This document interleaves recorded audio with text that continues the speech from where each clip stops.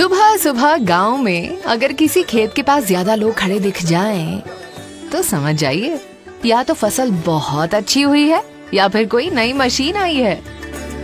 और फिर वहीं खेत के किनारे धीरे धीरे पूरी चौपाल लग जाती है।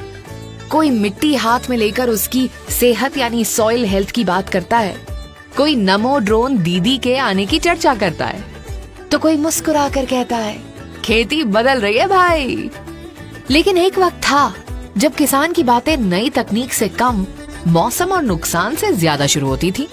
साल 2013-2014 में कृषि बजट सिर्फ 27,663 करोड़ रुपए था, जिससे किसानों को पूरा सहारा नहीं मिल पाता था। वहीं अब ये बजट बढ़कर 1.4 लाख करोड़ रुपए हो चुका है।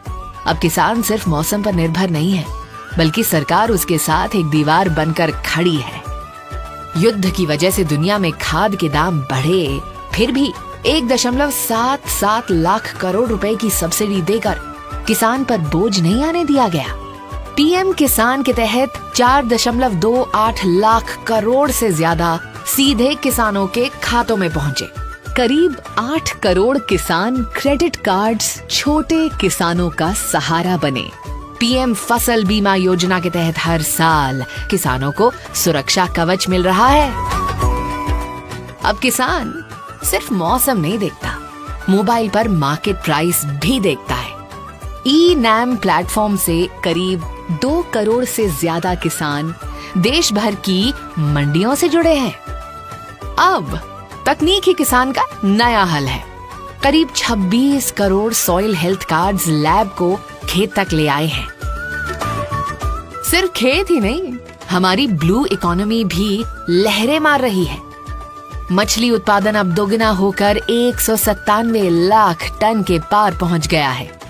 आज भारत सिर्फ अपनी थाली नहीं भर रहा, दुनिया को खिला रहा है। हम दूध, दाल, मसाले और बाजरा यानी मिलेट्स के उत्पादन में दुनिया में नंबर 1 है। भारत के खेतों से निकला सामान आज $51 बिलियन से अधिक के कृषि निर्यात के रूप में वैश्विक बाजारों की शोभा बढ़ा रहा है।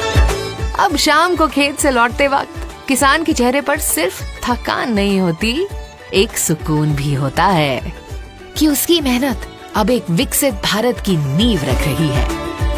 अब किसान सिर्फ अन्नदाता नहीं, भारत की समृद्धि का ग्लोबल ब्रांड एम्बेसडर है।